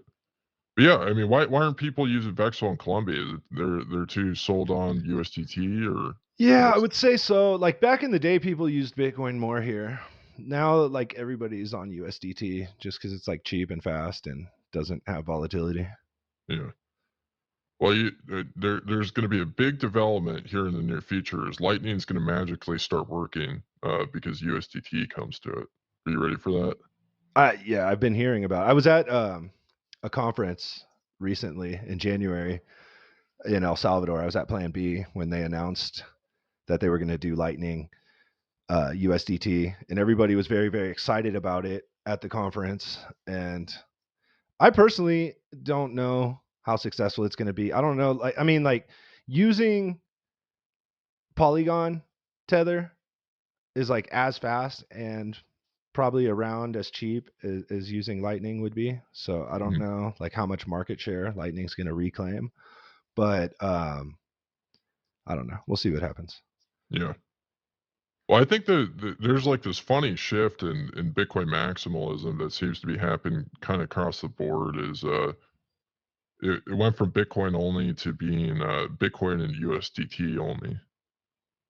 Yeah, and I would say that is because a lot of maximalists at conferences, probably people that listen to PodConf content, are they use Tether more than they do Bitcoin because they want to hodl their Bitcoin, right? So like you'll go to a conference and you'll see people like paying with Tether, like instead of Bitcoin, Mhm. or maybe they have Lightning, but I mean like a lot of people just use Tether, and there's that aspect of it, and then like I think a part of it is like people like Max Kaiser and like, like Samson Mao, like these like maxi like influencers, they give Tether a pass. Mhm. So then the maxis that like consume their content will give Tether a pass, Mhm. which is, I don't know. I don't know how to feel about it. I don't really think Tether's particularly good for Bitcoin, to be honest. Yeah. I mean, they're interesting. Like, I've never actually used Tether, but, uh, I just find the narratives to be all really interesting. I've been trying to shift for the future. I've been trying to front run the shift for the future, and, I've been pricing things instead of pricing in dollars, I've been pricing in USDT. I think that's a lot more, progressive and forward thinking. I might have to start doing that. Yeah. It's, Like, I what do don't you think about the idea that Tether is made by Bitcoiners? Like, they're like, you know, like Paolo's a Bitcoiner, like, uh, and that because they were Bitcoiners, they deserve like a pass from Bitcoiners, well, I just don't really like the term Bitcoiners in general. It's kinda like creating, a group, and you're not yeah, part of a group. Yeah, yeah. I got you. It's just I don't know. I feel like there's a lot of brain dead thinking and a lack of critical thinking that just results from that of like you said, like people get a pass because they're part of your group. You know, they identify with your group, and so therefore they're good. And it's useful in some ways, but I think the real revolution is a bunch of people running around making decisions based on their own self-interest versus like a collective walking in lockstep fighting against another collective. Like I think that's where things which is why I don't really like mind a lot of the argumentativeness and the drama because I think the drama is I think one it's funny, but I think that's just kind of like how things happen at the end of the day. When you have a bunch of people thinking for themselves, you're never going to get people to actually agree on everything. You know, if everybody's using their brains, there's going to be inherent differences in opinions that they come to, uh, which isn't necessarily a bad thing. Like I think you and I have very different views on a lot of different things, but I think we can get along and have a good time, you know, and Yeah. smoke cigarettes together. Yeah, I Uh, think so too. Like that's one of the things that I really don't like about like this whole like censorship movement that we've seen emerge in the last like, I don't know, 5 or 10 years. Like, before, you could disagree with people and hold completely different opinions and still get along on like a human level, but now like people are so fucking polarized, like from disagreements online. Like there's no like humanity middle ground, and like, people want to destroy your life because you have a different fucking opinion. Like they want to get you fired from your job and get your account shut down and get you deplatformed financially, simply because you don't agree that trannies should be reading to kids or whatever, like the polarization, like the fact that you can't have different opinions now is really fucked up. Well, I think you can. This kind of goes back to like you can't, or I don't think it's. I mean, you can do whatever you want, but I just don't think the internet's real. I don't think anything on the internet's real, and Have you it's heard like, that dead internet shit? oh yeah, So you think but we're really living in that? um, I mean, kind of. It's just like the problem is like the average individual is at such a disadvantage because they don't have the resources that a lot of these larger groups that have an incentive to shift narratives in a certain way do. And so they're kind of sitting on the sidelines trying to figure out what's going on. And you can't really identify who's who on the internet. And I'm not advocating for I'll never advocate for KYC on the internet. I'm not like Nikki Haley or somebody like that or Mike Brock. Yeah, no, But I'll oppose that shit until I die. Like fuck that. yeah. But I think the solution to that is people just thinking a little bit more critically about the information that they're consuming, and I think this is, like, one of the challenges is, like, if you're on a social media platform, I think you need to be asking yourself on a regular basis is, like, "Is this making my life better or worse?" Um, am I more content? Do I feel more empowered, in the things that am I doing? Am I able to, live it live into who I wanna be more or less so as a result of being on this platform? And, that I don't really think that's taught to anybody. I think, people just get onboarded to these platforms, and they just gonna get sucked into it, and it hijacks them emotionally, because they kinda get into this, like, lizard brain reactionary type of thinking of like, "Oh, this person is attacking who I am, so I have to fight them." Um, and, uh, and I think that's just giving people a lot of power at the end of the day, like, yeah, I mean, there's a lot of despots out there, and I think the majority of people either, in our society either, uh, sympathize with despots or and support despots or are bloodthirsty individuals trying to control and dominate each other. But like, I also think that the majority of people don't matter, uh, because a lot of people just their opinions just kind of shift based on the information. Like, if you like a good example of this in Atlas Shrugged is uh what's his name, Reardon, Hank Reardon, during his speech, when he's in court, when they're going after him for, um, uh, gosh, I'm rereading this book What, the right now. steel? Yeah, yeah, they're going after. I think it was because he sold his Reardon steel to somebody, and it didn't follow the whatever stupid law that they had where the government kind of dictated who you could and couldn't sell to and how much of it.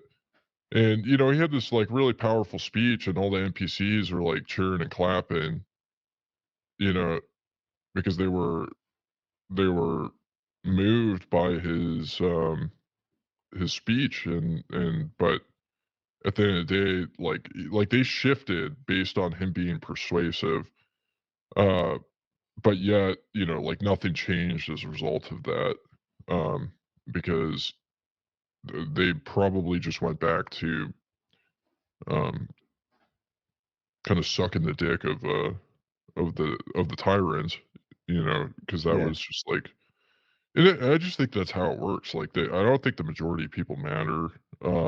They just kind of do whatever the TV tells them to, and they believe it, and but the people there are a handful of people that do matter, that do think critically and do take action and try to, influence things, the people that actually are productive members of society and are more than just being, kind of mindless wage slaves that consume Netflix when they get uncomfortable about something.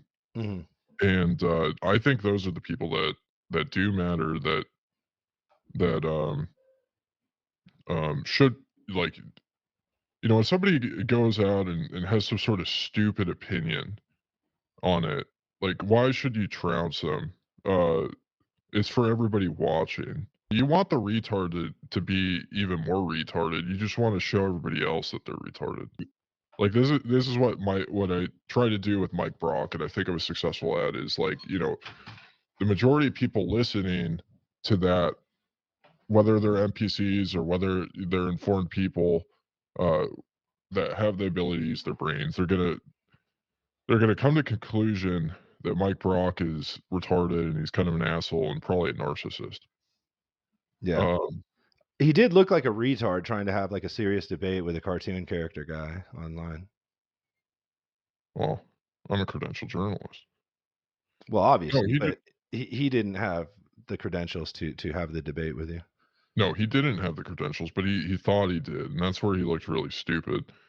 Um, I proved to the world that smoking cigarettes and reading Ayn Rand makes you, smarter than a sophisticated philosopher.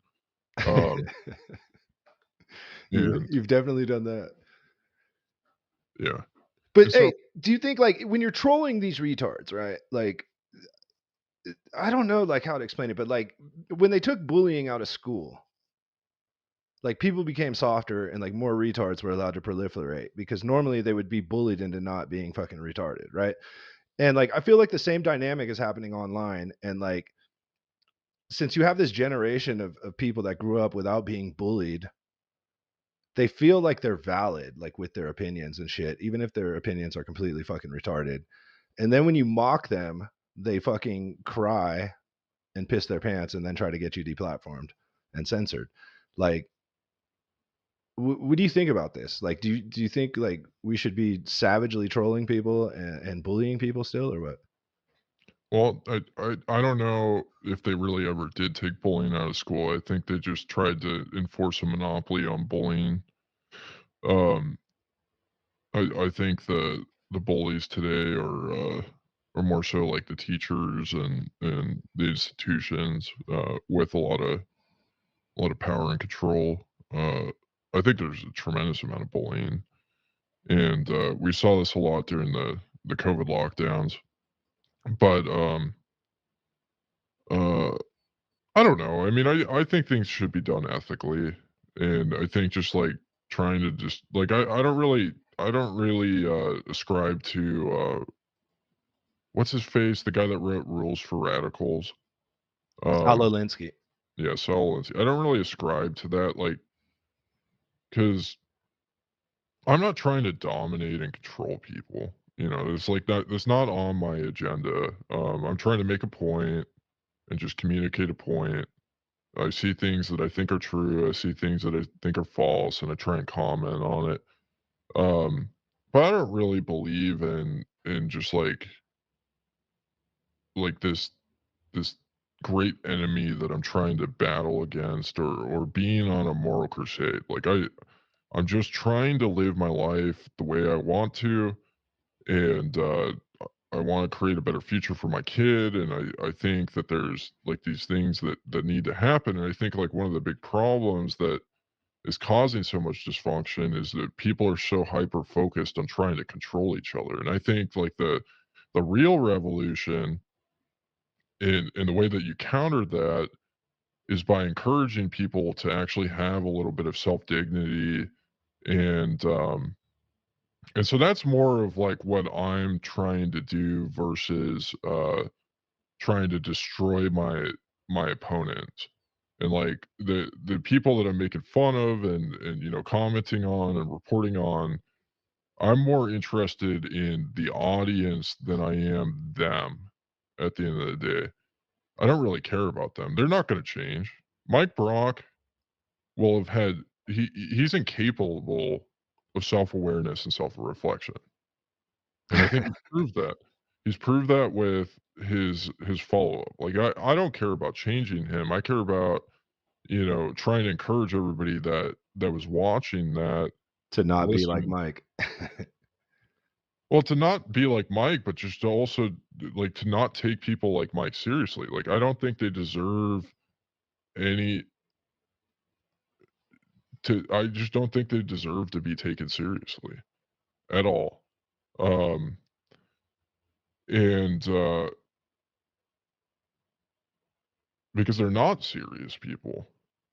They think they're serious people, but they're not serious people. They're people that just their entire worldview is based on assumption after assumption after assumption, and they think they have legitimacy because of this idea of like, well, this is what the majority believes, and this is what the establishment believes, and it's essentially the easiest path to kind of accomplish my goals of um, whatever it be of dominating, controlling other people. And like, I just don't want to dominate and control other people. Like, well, one, I want to identify other people like me Mhm.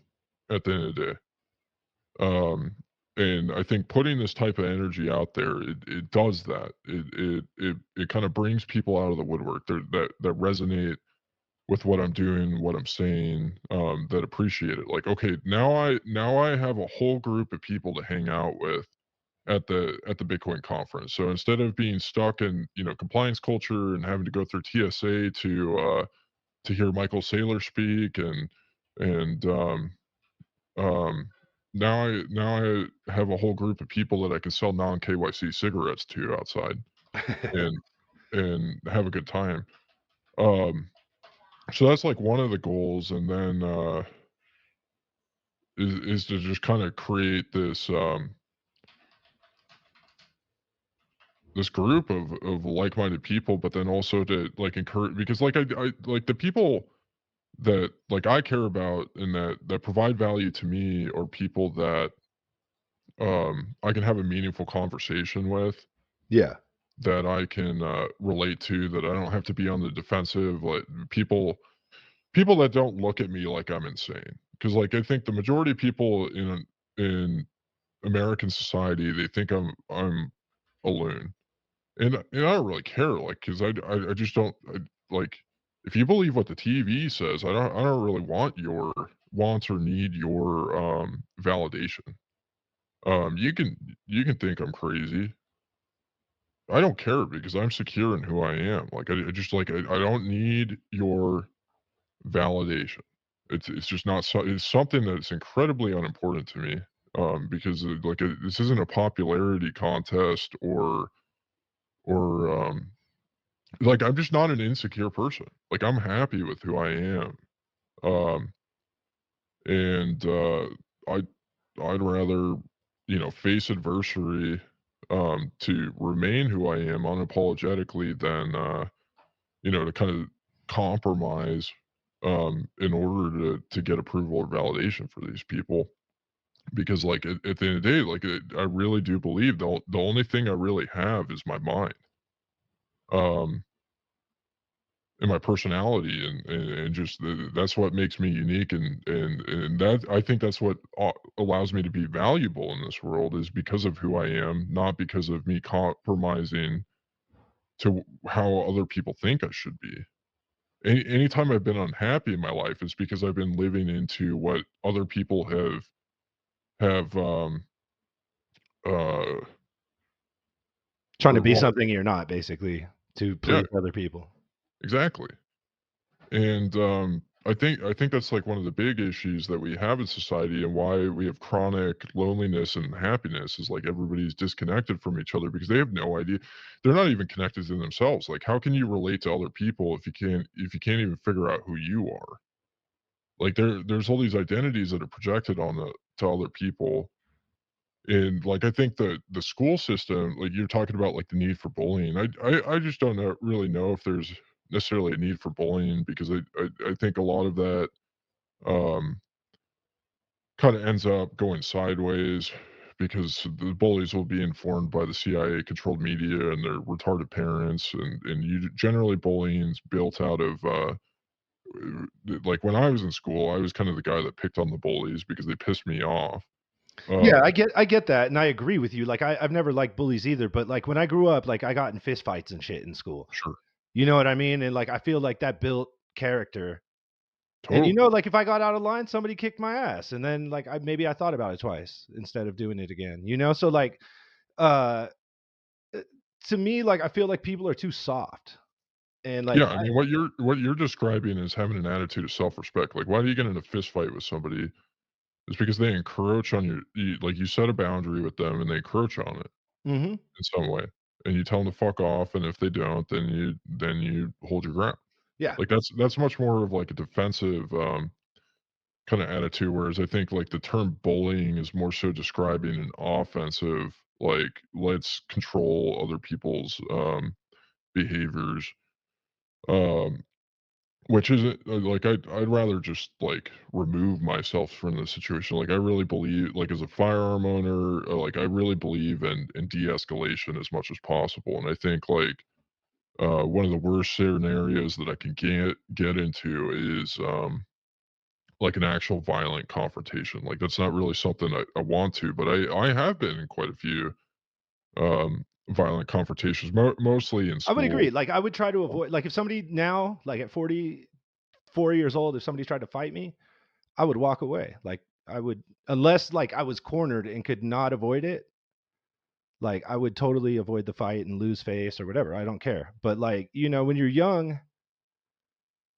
you have to like be, I don't know, like willing to like stand your ground and like willing to, get into conflicts, I guess. Like I think fighting as like an old person is retarded, but then like when you're growing up, like if somebody's trying to mess with you, you got to be able to defend yourself, right? Totally.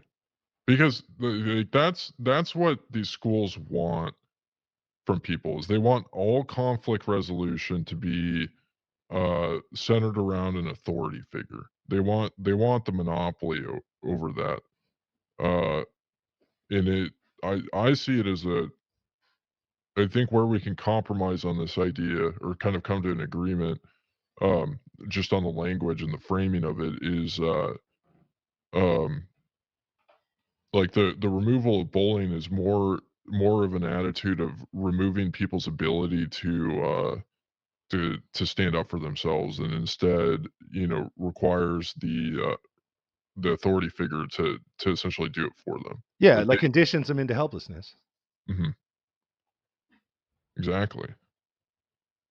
And I think that's I mean, I think public schools are incredibly harmful and um not a huge fan of them. They're just like they've gotten away from like what's actually like helpful in education. They don't care about education. They care about brainwashing and and control over people. I mean, like they don't allow smoking cigarettes. I think that was one big issue. Kids used to be able to smoke cigarettes in high school Yeah, I know. back We in the had good like old. at my high school, bro, we had a smoking area, Yeah, which is and kind of wild. Like I now, I mean, don't look think. at how much society has gone downhill since then. Yeah, I mean, like I would say that like our societal collapse began with banning smoking wherever you please. Yeah, I Like mean, it really smoking on did. airplanes and in restaurants and stuff. Like I remember that when I was a little kid, like you could smoke everywhere. I remember Mhm. like family gatherings where people would be like smoking in the fucking living room and shit. Whereas like now you have to like be like 20 feet from a fucking exit door if you want to smoke a cigarette. Yeah, I mean, look at literacy rates. How they're just like careening down since they banned smoking. Like it's just it I mean that like if you really wanted to extrapolate on, I mean, guess when all the smoking bans started happening. As I remember, that was probably what, the late 80s, early 90s? At Yeah, least in California where I lived. yeah, that's when they started to really take off. But it all really started happening in 1971. Okay, that's before I was born. So, Yeah. yeah, but I remember like in, you know, around 1990-ish, let's say, like they started putting the bans like the restaurants used to have like a smoking section, right? Like half of the restaurant would be for smokers, half of it would be for non-smokers. And they took out the smoking section. And Mhm. then, like you used to be able to smoke like indoors at, bars and stuff like that. And they took it out at bars. Like um the 90s is really when I remember like those bans kind of going into place. Yeah. I mean, it's a slippery slope. They start with segregation and they end with complete bans. Yeah. It's why we got to hold our ground and just not give these people any ground because first they'll be like, oh, you can only smoke here, and the next thing you know, they're like, oh, we're outright banning smoking. But Yeah. Another thing that's fucked up is like, okay, remember they banned smoking everywhere, so people invented these fucking vapes. I think vapes are gay, but like the reason they invented the vapes was because they're not smoke, so you could like smoke them inside and shit without disturbing people. And now they're fucking banning the vapes everywhere. well, they should ban the vapes because nobody wants to get this like fruity sticky juice blown in their face. That's shit's gross. Like you want real American homegrown tobacco smoke. grown and blown in your face. Like that's have the right to be gay. Like if you want to be gay, I'm joking about banning vapes, but like yeah, people should have the right to be gay if they want to. Um, I find it kind of annoying, but like it's not like the end of the world if somebody blows their fruity pebble sticky juice in my face. Um, I mean that's the other thing that's really weird about vaping is why did they make the names of all the vape juice like the gayest things possible? I don't know. I think it's China. Yeah. Doesn't all the vape juice like come from fucking China? Um, I don't know. I can't say I'm super familiar with the vape juice supply chain. Uh, I've never really engaged in that. I don't. Yeah, I don't know. Maybe I've hit somebody else's vape, but I've never gone and bought a vape before myself. Okay. All It's just right. not what I'm into. Like it's just not what it's against my religion. Yeah, I'm not really into it either. I think I I went through like a period in like 2010 where I tried to vape for like 6 months to quit smoking cigarettes. And it gave me a weird fucking vape cough. And Hmm. then I stopped vaping and that shit went away like after a couple of weeks. And then I was like, dude, that's fucked up. I've never had that from cigarettes. So I'm never gonna vape anymore. Yeah, yeah. I mean, it's just I don't think it's like a better viable alternative to smoking. Like it's um I don't know. Vaping's like a scourge, but you know what can else can you expect in a society that it is um as silly as ours? Is outlawing all natural creations of God and replacing them with synthetic fucking alternatives. What do you mean by that? I mean, like they outlaw like weed, and then there's like that fake fucking like weed that they sell like at the Hmm. gas station, or they want to outlaw cigarettes, but then they'll give you vapes, or they want to outlaw like vegetables and give you genetically modified food, like Yeah. that, those kind of things. Like I feel like th- the march of technology has gotten to the point where they're just trying to like make man-made creations out of like self-worship and idolatry, Hmm. and displacing like the natural creations that already exist that are better for us. Yeah, and it's all at the expense of the individual too. It's whether you believe in God or not. I mean, I think there's like what should religion be about? I think it should be about empowering the individual, not necessarily identifying a collective to control, and getting people to turn their brains off, even though that's what a lot of religious people do. Like there's a lot of good religious people out there that really do. They're very very impressive human beings because what their religion does for them is it actually bolsters their sense of self rather than destroying their sense of self. And I got a lot of respect for people like that. Uh, but there's a lot of people that just you kind of use religion to turn their brains off, and it's just like it was hilarious during COVID because you had all these Christians running around freaking out about like wearing their mask and getting vaccinated, and it's like you guys believe that if you die you're going to heaven, so why are you afraid to die?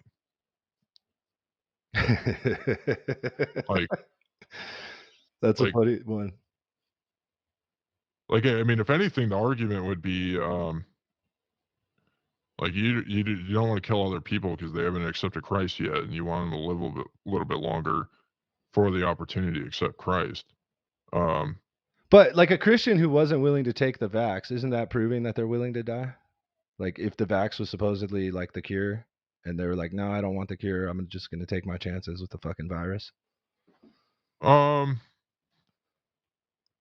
I mean, in well, retrospect, we know the vax wasn't the cure, and it was probably way more harmful than just catching the cold. But I uh, don't think there were people that were like, "I'm not taking the vaccine because I'm like suicidal and want to die and go see Jesus." Like, I mean, maybe there were like some old people living in retirement homes that were like that. Uh, I think it but was more like a lot of the Christian people that I know that didn't want to take the vax were thinking it was because it was like the mark of the beast or some shit. Yeah, I mean, a lot of the Christian people that I know that didn't take the vax, they were rooted in this moral philosophy um, that people should have the right to refuse medical treatment. Yeah, Just I agree with because that. Like bodily autonomy is non-negotiable. Like I'm not going to let you force shit into me that I don't want in me. yeah, Like sorry. And if you yeah, try, then I'm gonna have to violently resist because I'm not gonna go along with that shit. yeah, and I think that they have, like, enough historical context to understand, like, how dangerous that type of thinking is, and, like, whenever you have kind of a I don't know. It's hard saying Christians in general because there's so many different sects and beliefs systems, and then even within those different sects and belief systems, there's a lot of different opinions. Like, I mean, you could argue that Mormons are Christians. Were there like Buddhists that were like in mass trying not to take the vax, or like Hindus, or like a different religion, Muslims or whatever? Like, I imagine there probably was. I mean, there's so many different types of people out there. With differing opinions within the groups, and it's just like one of the problems is, like, like one of the themes that I've been seeing a lot um amongst different Bitcoin groups is people going and attacking the Jews.